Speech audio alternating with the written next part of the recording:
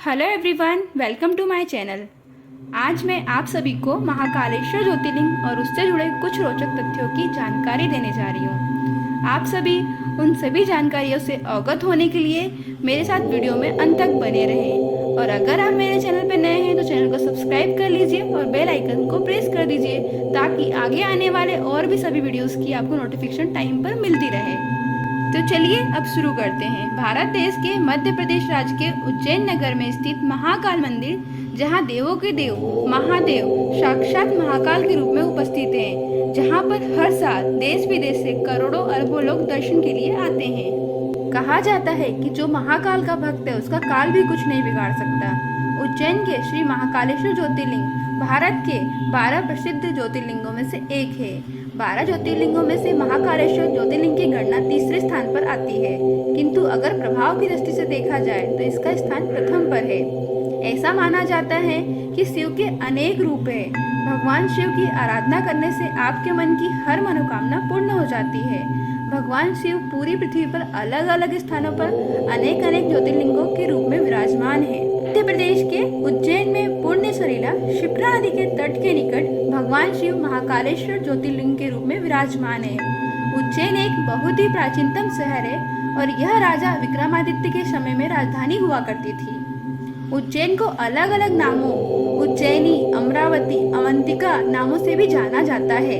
पुराणों में इसे 7 मोक्षदायिनी नगरों हरिद्वार, वाराणसी, मथुरा, द्वारका, अयोध्या और कांचीपुरम में से एक माना जाता है। उज्जैन की क्षिप्रा नदी के तट पर सिंहस्थ कुंभ मेला हर 12 वर्ष के उपरांत मनाया जाता है।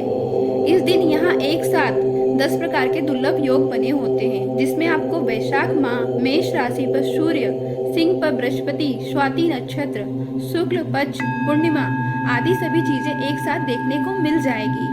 महाकालेश्वर ज्योतिर्लिंग का अपना एक अलग ही महत्व है। माना जाता है कि महाकालेश्वर ज्योतिर्लिंग पृथ्वी स्थापित एकमात्र दक्षिण मुखी शिवलिंग है। प्राचीन युग में पूरी दुनिया का एक मानक समय माना जाता था, जो कि यहीं से निर्धारित होता था। यह ज्योतिर्लिंग जहाँ स्थापित है, इसके शिखर से कर्क रेखा होकर गुजरती है। इसे पृथ्वी की नाभि स्थल की मान्यता मिली हुई है। महाकाल की महिमा का वर्णन इस श्लोक में दर्शाया गया है। आकाशे तारकम लिंगम पाताले हाटकेश्वरम भूलोके च महाकालो लिंगगत्रे नमस्तुते। इस श्लोक से यह पता चलता है कि आकाश में तारक लिंग प्रसिद्ध है, जो पाताल की बात करें तो हाटकेश्वर लिंग प्रसिद्ध है, और अगर पृथ्वी पर देखा जाए तो महाकालेश्वर ज्योतिर्लिंग ही एक मान्य ज्योतिर्लिंग है। महाकाल के इस मंदिर का निर्माण 6वीं शताब्दी में किया गया था। अगर इतिहास को पढ़ा जाए तो पता चलता है कि उज्जैन में 1107 से 1728 ईस्वी तक यवनों का शासन हुआ करता था। इनके शासनकाल में लगभग 4500 वर्षों की हिंदुओं की प्राचीन धार्मिक परंपरा और मान्यताओं को पूरी तरह से खंडित और नष्ट करने का भरसक प्रयास किया गया। मराठा राजाओं ने मालवा क्षेत्र में आक्रमण करके 22 नवंबर 1728 में अपना आधिपत्य स्थापित कर लिया। इसके बाद उज्जैन का खोया हुआ गौरव पुनः लौटा और सन 1731 से 1809 तक यह नगरी मालवा की राजधानी बनी रही। मराठों के शासनकाल में उज्जैन में 2 महत्वपूर्ण घटना घटी, जिसमें पहला महाकालेश्वर ज्योतिर्लिंग को पुनः प्रतिष्ठित किया गया तथा यहाँ पर क्षिप्रा नदी के तट पर सिंहस्थ पर्व कुंभ मेला स्नान की पूरी व्यवस्था की गई। उज्जैन के लोगों के लिए मंदिर एक बहुत बड़ी उपलब्धि थी और बाद में राजा भोज ने महाकालेश्वर मंदिर की पुरानी प्रतिष्ठा को वापस स्थापित किया, बल्कि इसका भव्य निर्माण कराया। महाकालेश्वर ज्योतिर्लिंग को लेकर एक बहुत ही अनोखी कहानी जुड़ी हुई है। अवंतिका नाम से एक रमणीय नगरी थी, जिसे आज हम उज्जैन नगरी के नाम से जानते हैं, जो भगवान शिव को बहुत प्रिय है। शिव पुराण के कोटि रुद्र संहिता में महाकालेश्वर ज्योतिर्लिंग की कथा का विस्तार से वर्णन किया गया है। इसी नगरी में एक बहुत ज्ञानी और शिवभक्त ब्राह्मण रहता था। इनका नाम वेद प्रिय था। उनके 4 आज्ञाकारी पुत्र थे। वह भगवान शिव के बहुत बड़े भक्त थे। वह हर रोज पार्थिव शिवलिंग बनाकर विधि पूर्वक पूजन किया करते थे। रत्न पर्वत पर एक दूषण नाम का राक्षस रहता था, जिसको ब्रह्मा जी से वरदान प्राप्त था। वह वरदान के अहंकार में धार्मिक व्यक्तियों को परेशान करता था। उसने उज्जैन के ब्राह्मणों पर आक्रमण करने का विचार बना लिया। दूषण अवंती के ब्राह्मणों को परेशान करना शुरू कर दिया। वह ब्राह्मणों को कर्म कांड करने से मना करता था और धर्म कर्म के कार्य को करने से रोकता था। सारे ब्राह्मण उससे परेशान होकर शिव भगवान से अपनी रक्षा के लिए प्रार्थना करने लग गए। ब्राह्मणों के विनय पर भगवान शिव ब्राह्मणों की रक्षा के लिए साक्षात महाकाल के रूप में प्रकट हुए।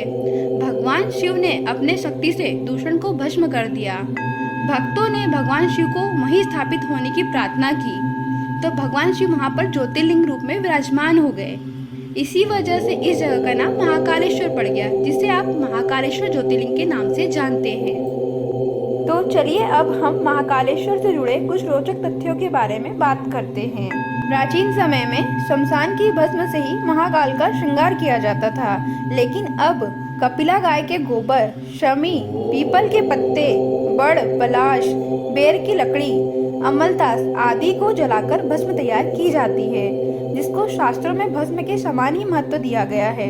रोज सुबह भोर से पहले सुबह 4 बजे की आरती की जाती है और विधिवत तरीके से मंत्रों के उच्चारण द्वारा भस्म चढ़ाई जाती है। ऐसा माना जाता है कि इस मंदिर के पास व उज्जैन नगरी में कोई भी राजा या मंत्री रात नहीं गुजार सकता है, और यदि कोई ऐसा करता है तो उसे भारी कीमत व दंड भुगतान करना पड़ता है। कहा जाता है यहाँ के राजा स्वयं महाकाल हैं। इसको लेकर बहुत सारे उदाहरण भी प्रसिद्ध है। एक बार की बात है, देश के चौथे प्रधानमंत्री ने यहाँ पर एक रात गुजारी थी तो अगले दिन ही इनकी सरकार गिर गई थी। महाकालेश्वर मंदिर एक बहुत ही विशाल परिसर में मौजूद है। वहाँ पर बहुत सारे देवी देवताओं के छोटे बड़े बहुत सारे मंदिर हैं। मंदिर में प्रवेश करने के लिए आपको मुख्य द्वार से गर्भगृह तक की दूरी तय करनी पड़ती है। गर्भगृह में प्रवेश करने के लिए पक्की सीढ़ियाँ बनी हुई है।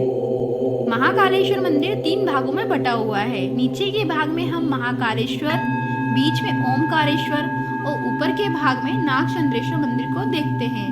गर्भगृह में विराजित भगवान महाकालेश्वर का विशाल शिवलिंग दक्षिण दिशा में है, इसलिए इसको दक्षिण मुखी शिवलिंग कहा जाता है। ज्योतिष में इसका विशेष महत्व है। महाकालेश्वर मंदिर के मुख्य आकर्षण की बात करें तो यहाँ भगवान महाकाल की भस्म आरती है। महाकाल मंदिर में भस्म आरती के लिए आपको पहले से ही बुकिंग करवाना अनिवार्य होता है। उज्जैन नगरी में हरसिद्धि, काल भैरव, विक्रांत भैरव के मंदिर भी स्थापित है। हर 12 वर्ष के बाद पड़ने वाला कुंभ मेला यहाँ का सबसे बड़ा मेला है, जिसमें देश विदेश से कई साधु संत आते हैं और बहुत ही ज्यादा तादाद में श्रद्धालुओं का जमावड़ा लगता है। महाकालेश्वर उज्जैन के प्राचीन नागेश्वर मंदिर को साल में सिर्फ एक बार नाग पंचमी के दिन ही श्रद्धालुओं के लिए दर्शन के लिए खोला जाता है। इसी के साथ साथ श्रावण मास में भगवान महाकाल की शाही भव्य सवारी भी निकाली जाती है। फागुन पक्ष की पंचमी से लेकर नवरात्रि महोत्सव तक महाकालेश्वर ज्योतिर्लिंग के विशेष दर्शन, पूजन व रुद्राभिषेक किया जाता है, जिसका आप लाभ ले सकते हैं। आज के इस वीडियो में हमने महाकालेश्वर ज्योतिर्लिंग का इतिहास, इससे जुड़ी कथा और रोचक व महत्वपूर्ण तथ्यों के बारे में जानकारी प्राप्त की है। यदि आपको दी गई जानकारी पसंद आई हो तो कृपया इसे शेयर करना ना भूलें। आगे भी हम इसी तरह की धार्मिक और ऐतिहासिक आस्था से जुड़ी और रोचक जानकारी देंगे। अगर इसमें कुछ कमी लगी हो तो कृपया कमेंट करना ना भूलें, और अगर आपको मेरी वीडियो अच्छी लगी हो तो प्लीज़ वीडियो को लाइक ज़रूर करें। यदि आप चैनल पर नए हैं तो प्लीज़ चैनल को सब्सक्राइब कर लीजिए और बेल आइकन को प्रेस कर दीजिए, ताकि आगे आने वाली और सभी वीडियोज़ की नोटिफिकेशन आपको टाइम पर मिल जाए। तो अब आपसे मिलते हैं नेक्स्ट ब्लॉग में, तब तक के लिए बाय बाय।